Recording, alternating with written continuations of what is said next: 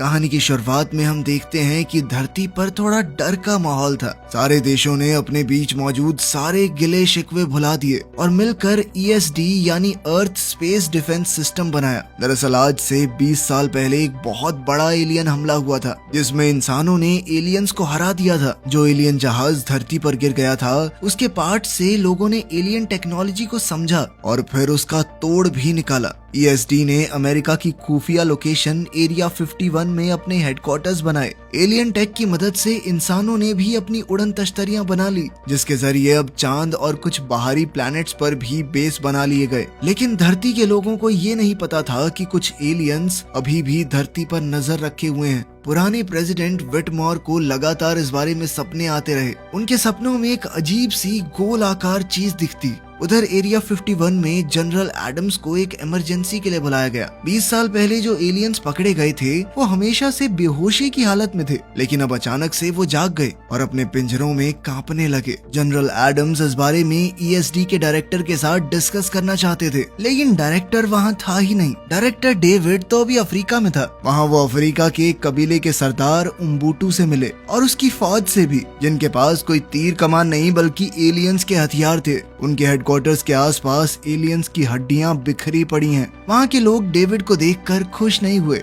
लेकिन इससे पहले की बात और बिगड़ती, कैथरीन ने बीच में आकर कहा कि डेविड मेरे साथ है। कैथरीन यहाँ पहले से काम कर रही थी। फिर उसने डेविड को वो जहाज दिखाया जो पहले हमले के दौरान धरती पर उतर गया था। 10 साल पहले यहाँ के लोकल लोगों ने जहाज से बाहर आए एलियंस से लड़ाई की थी और उम्बुटू ने बताया कि 2 दिन पहले अचानक से जहाज की लाइटें अपने आप चालू हो गई। उन्हें वहाँ पास में ही एक बड़ा सा गड्ढा भी मिला जिससे पता चला कि एलियंस धरती के अंदर तक ड्रिल करना चाहते थे ताकि पूरा प्लैनेट ही तबाह हो जाए। लेकिन जैसे ही मदरशिप को उड़ा दिया गया तो वो अचानक रुक गए। जब सभी लोग जहाज के अंदर गए तो उन्होंने देखा कि कंप्यूटर एक सिग्नल भेज रहा है जो डेविड ने पहचान लिया कि ये तो मदद मांगने का संकेत है, जिसका मतलब है कि ये जहाज खुद ब खुद बाकी एलियंस से मदद मांग रहा है कि आ जाओ धरती पर हमला करने। और खतरनाक बात ये थी कि किसी ने इस सिग्नल का जवाब भी दे दिया था। इसी दौरान जनरल एडम्स को खबर मिली कि एक दूसरे प्लैनेट पर बना हुआ बेस पूरी तरह से तबाह हो गया है। इस खबर से सभी लोग रेड अलर्ट पर आ गए।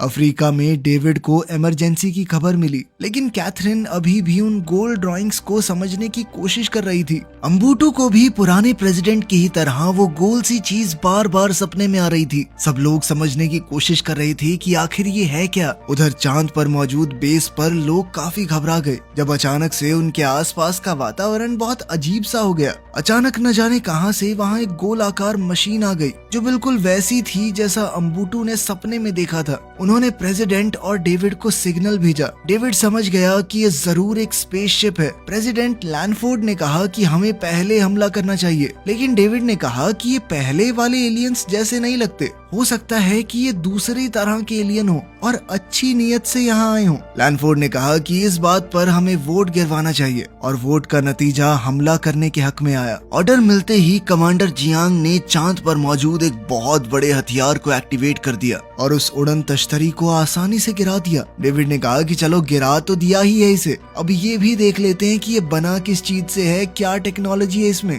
लैनफोर्ड इसके लिए मान गई और साइंटिस्ट्स की एक टीम भेजने को तैयार हो गई। लैनफोर्ड पब्लिक अनाउंसमेंट में कहने लगी कि उन्होंने धरती को दूसरे एलियन अटैक से बचा लिया है। विटमोर टीवी पर ये सब देखकर घबरा गया क्योंकि उसे कहीं ना कहीं यकीन था कि ये वो वाले एलियंस नहीं है, इसीलिए उसने सबको वार्न करना चाहा। पेट्रिसिया ने कहा कि उसे शांत रहना चाहिए और नए प्रेसिडेंट पर भरोसा रखना चाहिए। विटमोर उसकी बात मानकर सोने चला गया, लेकिन जब पेट्रिसिया ने बाद में चेक किया तो देखा उसके पिता वहाँ थे ही नहीं। इसी दौरान जेक नाम का एक पायलट डेविड और उसके साथियों को एक स्पेसशिप में लेने पहुंच गया ताकि उन्हें अफ्रीका से चांद तक उस गोल उड़न तश्तरी के मलबे को चेक करने के लिए लाया जा सके। जहाज के टूटे हुए मलबे में काफी खोजबीन करने के बाद उन्हें एक हिस्सा मिला जो बिल्कुल सही था और जेक उसे उठाने की तैयारी करने लगा। उधर जमीन पर अमेरिका में खुशियां मनाई जा रही थी, पहले युद्ध की जीत की याद में। लेकिन तभी विटमॉर लैंडफोर्ड की स्पीच के बीच में आकर सबको चेतावनी देने लगा। तभी अचानक उसे बहुत तेज दर्द हुआ और वो फटाक से गिर गया। उम्बूटू के साथ भी इस वक्त ऐसा ही हो रहा था। चांद पर लोग बिल्कुल भौचक्के रह गए जब अचानक से एक नई एलियन मदरशिप आई और चांद की जमीन की तरफ बढ़ने लगी। स्पेसशिप की जांच कर रहे लोग जल्द से जल्द जहाज में वापस घुसे, क्योंकि मदरशिप के आने से वो पूरी जगह बुरी तरह हिलने लगी थी। जेक और डेविड बाल बाल बचे और सही मौके पर शिप में पहुंच गए। जेक ने जहाज की कमान संभाली और उसका दोस्त चार्ली रोबोटिक आर्म्स की मदद से उनके खोजे हुए उस टुकड़े को उठाने की कोशिश करने लगा। काफी कोशिशों के बाद बात बन भी गई, लेकिन जाते वक्त उन्हें पता चला कि मदरशिप का अपना ग्रेविटी फील्ड है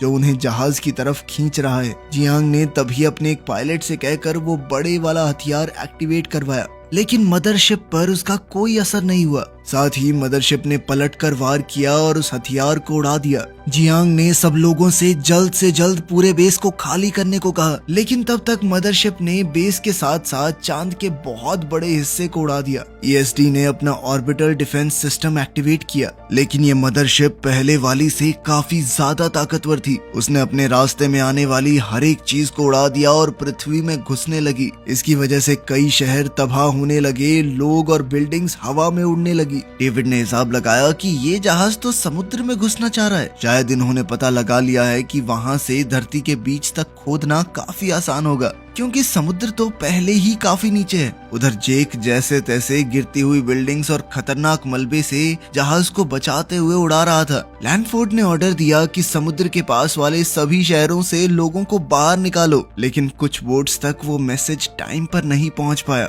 डेविड के पिता जूलियस उस वक्त समुद्र में फिशिंग कर रहे थे। जब उन्होंने जहाज को देखा तो सीधा डेविड को फोन किया और कहा कि ये शिप पिछली वाली से काफी बड़ी है, लेकिन तभी एक दूसरी बोट जूलियस की बोट से टकरा गई। एलियंस जो उस वक्त पिंजरों में बंद थे वो पागल से हो गए। जब डेविड और दूसरे लोग भी वहां आ गए तो विटमॉर चुपके से सील्ड रूम में चला गया। उसने एक एलियन को कैद से रिलीज कर दिया ताकि वो उससे बात कर सके। एलियन ने अपने टेंटेकल्स का इस्तेमाल करके विटमॉर को पकड़ लिया और फिर उसके शरीर को अपने वश में करके बाकी सबसे बात करने लगा। वो लगातार एक ही बात बोल रहा था कि वो आ चुकी है, वो आ चुकी है। कैथरीन ने एलियन को वो गोल निशान दिखाया और पूछा कि इसका मतलब क्या है, जिस पर एलियन बहुत गुस्से में आ गया। फौजी समझ गए कि एलियन का गुस्सा विटमॉर को मार सकता है, इसीलिए उन्होंने एलियन पर गोलियां चला दी। गोलियों ने तो ज्यादा असर नहीं किया, लेकिन तभी उम्बूटू आया और उसने अपने ब्लेड्स की मदद से एलियन पर हमला बोल दिया। वो बड़ा सा शरीर तो सिर्फ एक कवच था। जब वो टूट गया तो असली छोटा एलियन बाहर आया और उसे भी उम्बूटू ने तुरंत मार दिया। इसी दौरान समुद्र के किनारे एक गाड़ी में कुछ बच्चे, जिन्होंने इस हादसे में अपने माँ बाप को खो दिया था, वो छुपने के लिए जगह ढूंढ रहे थे। मलबे के बीच में उन्हें जूलियस की टूटी हुई बोट मिली, जिसमें वो बेहोश पड़ा था। उन्होंने देखा कि आदमी तो जिंदा है, तो वो उसे भी अपने साथ ले गए। एरिया 51 की टीम मदरशिप को स्कैन करने लगी, जिससे डेविड को समझ आया कि वो आ चुकी का मतलब है कि इन एलियंस की रानी आ चुकी है। इनका जो सिस्टम था बिल्कुल मक्खियों की तरह था, बाकी सब काम करने वाले मजदूर और एक रानी। दूसरी तरफ एक आधुनिक एयरक्राफ्ट ने समुद्र के नीचे का लाइव फीड भेजा, जिसमें वो मदरशिप समुद्र के नीचे ड्रिल मार रही है। ये एलियंस धरती के कोर तक पहुंचना चाहते हैं और अगर ऐसा हो गया तो पूरी धरती तबाह हो जाएगी। लैंडफोर्ड ने मिशन चालू किया कि जल्द से जल्द रानी को ढूंढ कर उसे खत्म कर दो और सभी पायलट्स तैयार भी हो गए। ड्रोन्स पहले जाएंगे ताकि वो मदरशिप की शील्ड को डिसेबल कर सके। फिर बारी आएगी बमबारी करने वाले एयरक्राफ्ट्स की, जो क्वीन को जल्द से जल्द खत्म करने की कोशिश करेंगे। जब पायलट्स मदरशिप के करीब पहुंचे तो मदरशिप ने अपना डिफेंस सिस्टम एक्टिवेट कर दिया। सभी पायलट्स ने अपने बचाव की पूरी कोशिश की, लेकिन उस जहाज में पहले वाले के मुकाबले बहुत ज्यादा हथियार थे और उसके करीब पहुंचना बहुत मुश्किल था। जेक ने कहा कि इस जहाज के अंदर घुसना ही आखिरी ऑप्शन है। डिलन ने भी माना कि ये खतरनाक बेशक है, लेकिन करना तो पड़ेगा। एडम्स ने आखिरकार अंदर जाने की परमिशन दे दी और बाकी पायलट से कहा कि इन दोनों की मदद करो। जब सभी जेट्स जहाज के अंदर पहुंचे तो वहां का नजारा देखकर सब भौचक्के रह गए, क्योंकि अंदर तो एक पूरी दुनिया थी। उसी वक्त विटमॉर उठ गया और अपनी बेटी पेट्रिसिया को बताने लगा कि रानी इस बार जानती है कि वो लोग आ रहे हैं। पेट्रिसिया तुरंत एडम्स के पास गई और बताया कि ये एक जाल है, लेकिन तब तक बहुत देर हो गई थी। अचानक मदरशिप के अंदर से एक खास तरंग निकली जिससे सारे जेट डिसेबल हो गए, लेकिन तब तक मिशन पूरा करने की कोशिश में उन्होंने बॉम्ब को रिलीज कर दिया। लेकिन वो धमाका रानी का कुछ नहीं कर पाया क्योंकि उसके आसपास एक एनर्जी शील्ड थी। फिर एक दूसरी तरंग एलियन सिस्टम से निकली जो इतनी ज्यादा ताकतवर थी कि उसने सारे सैटेलाइट्स, एरिया 51 बेस और प्रेसिडेंट बंकर तक को डिसेबल कर दिया और मदरशिप ने इस मौके का फायदा उठाकर बंकर पर हमला बोल दिया, जिसमें लैंडफोर्ड और वहां मौजूद सभी लोग मारे गए। थोड़ी देर बाद मिलिट्री लीडर्स एरिया 51 पहुंचे और एडम्स को नया यूएस प्रेसिडेंट डिक्लेयर कर दिया। मदरशिप के अंदर जेक डिलन और कुछ दूसरे पायलट्स भी इस हादसे के बाद जिंदा बचे होते हैं, तो अब उन्हें जल्दी से वहां छुपना पड़ा ताकि वो पकड़े न जाएं। बेस पर एक साइंटिस्ट ने ताकतवर लेजर की मदद से वो हिस्सा खोल दिया जो डेविड अपने साथियों के साथ चांद पर आई उस गोल्ड स्पेसशिप के मलबे से ढूंढ कर लाया था। उसके अंदर से एक अजीब सा गोला निकला जो किसी बड़ी सी बॉल जैसा लग रहा था। फ्लॉयड नाम के एक साइंटिस्ट ने आगे बढ़कर उस गोले को छुआ। कुछ ही सेकंडों में उस गोले ने फ्लॉयड के हाथ को पकड़ लिया, जिसके बाद वो स्फीयर एक्टिवेट हो गया और फ्लॉयड से अंग्रेजी में बात करने लगा जो उसने फ्लॉयड के दिमाग से ही सीखी थी। जैसे ही वो गोला एक्टिवेट हुआ, रानी को उसका सिग्नल मिल गया और वो उसे खत्म करने के लिए तैयार होने लगी। रानी ने एक बहुत बड़े आर्मर के पीस को पहन लिया और पायलट्स ने देखा कि मदरशिप का टॉप अलग हो रहा है। उधर उस गोले ने बताया कि हम तो इंसानों को वार्निंग देने आए थे कि ये खतरा उनकी तरफ बढ़ रहा है, लेकिन तुम लोगों ने तो बिना सोचे समझे हमारे ऊपर हमला बोल दिया। उसने बताया कि हम पहले भी इन एलियंस से लड़ाई कर चुके हैं। दरअसल ये मदरशिप बहुत एडवांस टेक्नोलॉजी पर चलती है और ये अलग अलग ग्रहों के कोर्स को चुराते हैं। उस गोले ने बताया कि हमारे ग्रह से मैं आखिरी बचा हूँ, बाकी सब खत्म हो गया और मेरे अंदर बहुत ज्यादा एडवांस टेक्नोलॉजी छुपी है। गोले ने यह भी बताया कि एक छुपे हुए प्लेनेट पर वो उन लोगों को ट्रेनिंग देता है जो इन एलियंस के अटैक से बच गए,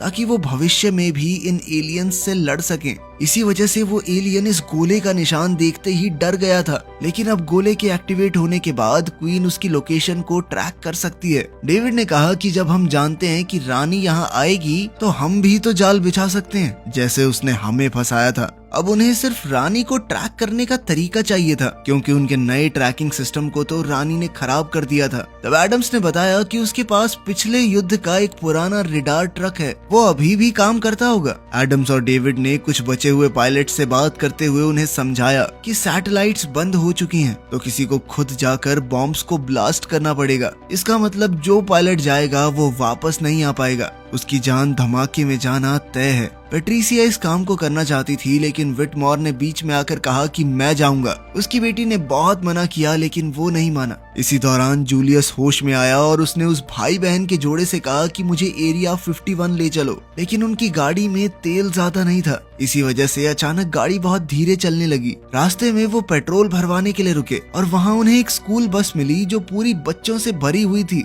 जिसका ड्राइवर उन्हें छोड़कर चला गया था। जूलियस जल्दी से ड्राइवर की सीट पर पहुंचा और सभी बच्चों को लेकर एरिया 51 की ओर बढ़ने लगा।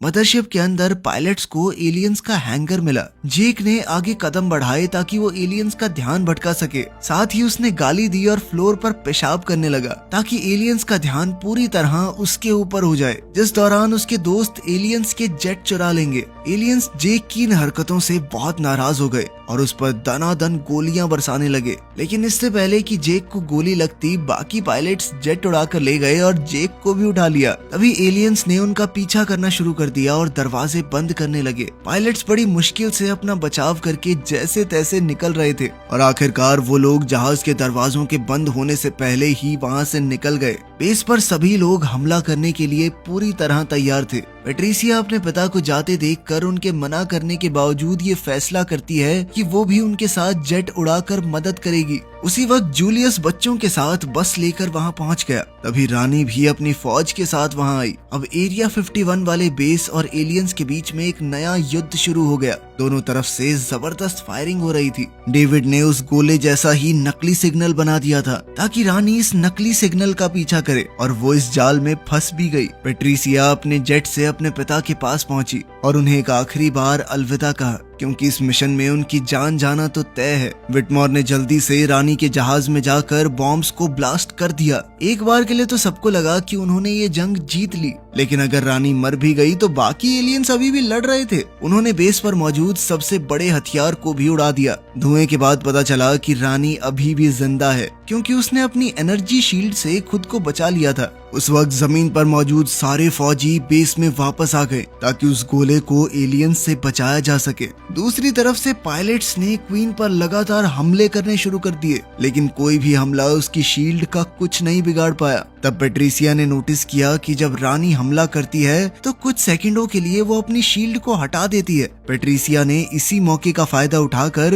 रानी के कमजोर हिस्से पर शूट किया, जिससे शील्ड टूट गई और अब रानी को मारा जा सकता था। रानी ने गुस्से में उसके जेट पर हमला बोल दिया, लेकिन पेट्रिसिया ने सही मौके पर पैराशूट खोलकर अपनी जान बचा ली। रानी उसका पीछा करने लगी, लेकिन उसी वक्त डिलन और बाकी पायलट्स वहां आ गए और रानी पर उसी की टेक्नोलॉजी से हमला कर दिया। बेस के अंदर एलियंस उस गोले तक पहुंच गए। एलियंस ने रानी को अपनी लोकेशन का सिग्नल भेजा। उधर डिलन और उसकी टीम ने जेट का कंट्रोल खो दिया, क्योंकि रानी अपनी टेक्नोलॉजी को अपने दिमाग से चला सकती थी। उधर उम्बुटू और फ्लॉयड भी उस गोले को बचाने के लिए एलियंस से लड़ने के लिए पहुंचे। जल्द ही उम्बुटू और फ्लॉयड ने सभी एलियंस को खत्म कर दिया। अब लगभग 2 मिनट में रानी बेस की छत को तोड़ना शुरू कर देगी ताकि वो उस गोले तक पहुंच सके। एलियंस के सभी जेट्स रानी के चारों तरफ उसका कवच बनकर घूम रहे थे। जेक और डिलन के जेट्स का भी यही हाल था। उसने जेट के मैनुअल थ्रस्टर्स को ऑन कर दिया, जिससे वो उस बवंडर से बाहर निकल आए। जैसे ही रानी बेस के अंदर पहुंची, उसने स्फीयर को पकड़ लिया। वहीं जेक और डिलन ने जेट के कंट्रोल को वापस पाकर रानी पर धुआंधार गोलीबारी शुरू कर दी, जिससे रानी का कवच टूट गया। रानी को जबरदस्त चोट लगी थी और अब वो घायल होकर नीचे गिरने लगी। सामने से डेविड उन बच्चों वाली बस को चलाते हुए आ रहा था। तभी उसने देखा कि रानी उनके ऊपर ही गिरने वाली है। उसने जल्दी से बैक गियर लगाया और बिल्कुल ऐन मौके पर बच गया। वो गोला भी आजाद हो गया। बिल्कुल पहले युद्ध की तरह रानी की मौत के साथ ही ड्रिलिंग भी रुक गई और एलियंस के जहाज जमीन पर क्रैश हो गए। पूरी दुनिया में लोग एलियंस पर अपनी दूसरी जीत का जश्न मनाने लगे। वीडियो पसंद आई तो लाइक कर देना, चैनल को सब्सक्राइब कर लेना। मिलते हैं अगली वीडियो में।